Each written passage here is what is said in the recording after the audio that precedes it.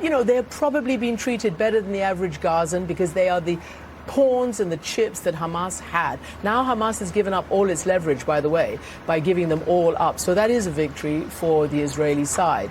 But they will have had so much horror and terror as well. Oh, you heard that right. Veteran journalist Christiana Mampour said the Israeli hostages were probably treated better than the average Gazan while in captivity. Let's bring in Huntington Beach City Council member, restaurant owner and chef Andrew Gruel, along with the Federalist elections correspondent Brianna Lyman. I mean, she walked it back, Brianna, right? She had to walk it back very quickly a short time later. But the fact that she said it and the fact that somebody had to say, psst, come here, what in the world, is really kind of damning in the first place.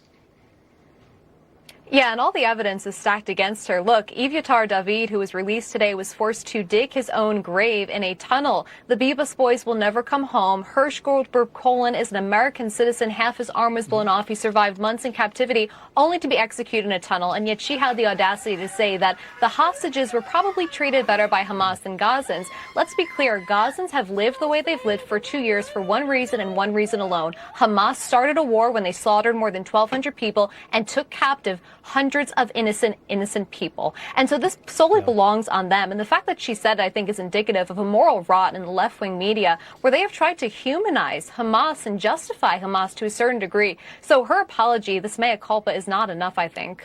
No, it's not deep enough. Here's the left in lockstep, Chef Gruel. Antifa does not exist, they all say, apparently at the same time. Watch.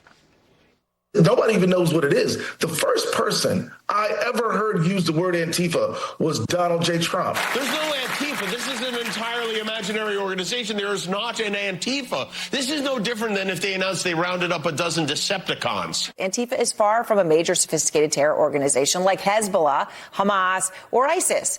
In fact, it's not even like far-right groups like the Proud Boys and Oath Keepers.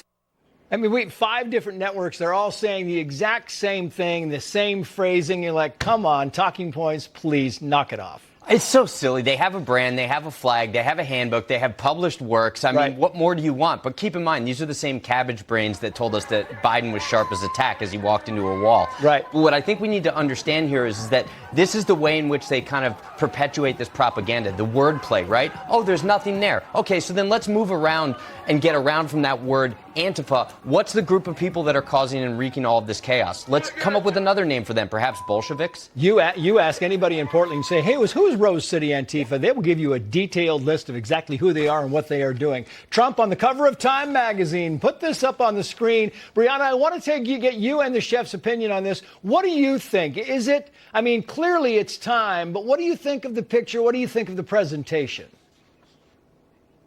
Yeah, I mean, look, I think the shot of the president from below absolutely could have been done more tactfully and gracefully, but the propaganda press is very committed to trying to make President Trump look bad. That said, there is nothing they can do or say in this moment to make President Trump look bad because the moment is his. We are at peace right now because of Donald Trump. And I actually really like the background of this. Notice, Trace, it's very calm and clear. It conveys President Trump's authority with calmness and peace. He is the peace president, and it actually confirms what the left has been trying to deny all along. Donald Trump is the only leader for the moment, and when he leads, the world follows. Yeah, I was kind of comparing it, Chef, looking at that, and then you go back to the assassination in July of 2024, and you kind of look at the assassination attempt against the president there, and there was that picture taken from the picture itself. You're like, why is the angle there? But then you look at the sky above, and you're like, you know what? There's a good conveyance here. What do you think of that? Yeah, I agree with you. I mean, naturally, I wanted to say they're so tiny-brained and spiteful that they wanted to present him in a bad light with kind of the neck and all of that. But at the same rate, I mean,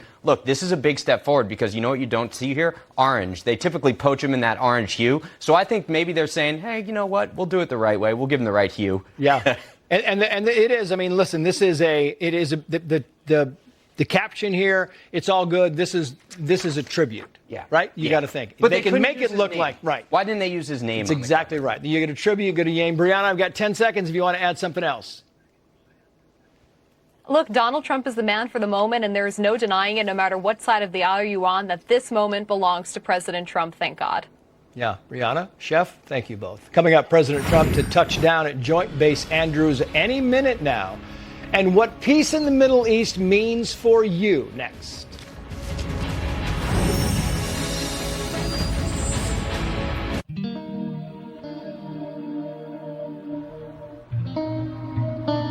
Hi, Mom.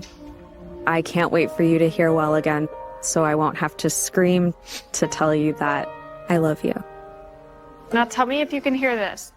Hi, Mom. Oh. It's not just your hearing. For us, it's your life. That's why we created the Miracle Ear Way.